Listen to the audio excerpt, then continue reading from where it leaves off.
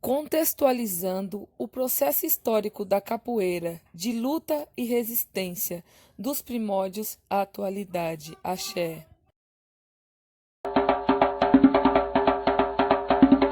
Durante o Brasil colonial, povos nativos americanos e africanos foram utilizados como mão de obra escravizada nos trabalhos desenvolvidos nos engenhos do Brasil colonial. Nas últimas décadas do século XVI, o comércio negreiro já estava dando muitos lucros. A partir da década de 1570, a coroa portuguesa incentivou a importação de africanos escravizados. É triste falar, chega dói o coração só de lembrar. Os escravos eram importados em porões dos navios negreiros em condições desumanas, com muita dor, sofrimento e maltratos. Durante o trajeto, muitos deles morriam por conta das más condições durante o transporte. Muito triste, triste mesmo.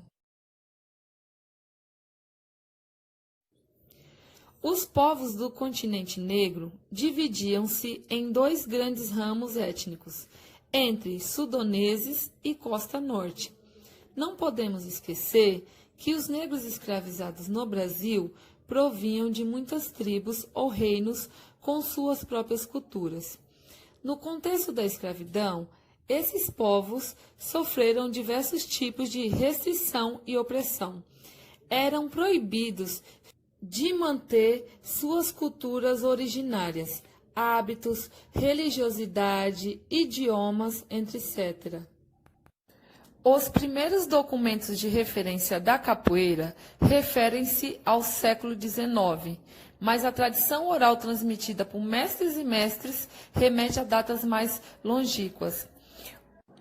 Por conta de todas as opressões que os negros sofriam, sentiram a necessidade de criar uma luta de defesa contra essas opressões. Então, os africanos, eles praticavam a capoeira nos terreiros que cercavam as grandes propriedades rurais, próximo à senzala, em campos pequenos que eram chamados de capoeirão ou capoeira. Como não podiam praticar nenhum tipo de cultura ou luta, os africanos atribuíram alguns tipos de instrumentos para disfarçar a luta. Surge então a capoeira, uma luta disfarçada em dança, uma luta que foi criada por ânsia de liberdade. A capoeira foi uma luta como forma de resistência. Isso fez com que ela fosse vista de forma negativa, passando a ser perseguida por muitos e muitos anos. Daí então, a capoeira foi considerada marginalizada. Por conta das perseguições, foram atribuídas a ela diversas dominações. Pernada carioca no Rio de Janeiro, frevo em Pernambuco, brincadeira de nego, brincadeira de Angola e dança da malandragem na Bahia. Tiririca em São Paulo. Apesar da criminalização, em 1889, no Rio de Janeiro, surge a capoeira desportiva, atraindo intelectuais, escritores, jornalistas e boêmios. Em 1930, a capoeira passa por algumas transformações importantes. A principal delas foi a criação da capoeira regional, inicialmente denominada Luta Regional Baiana, por Manuel dos Reis Machado, mestre Bimba. Sentindo a necessidade de ressaltar, preservar a herança cultural deixada pelos ancestrais africanos, alguns mestres passaram a chamar a capoeira Angola a prática de capoeira que não passou por essas transformações. O principal representante é Vicente Ferreira Pastinha, mestre Pastinha. Diferentemente da capoeira regional, a capoeira Angola compunha-se de um ritmo musical lento, golpes cadenciados, mais próximo ao solo e muita mandinga.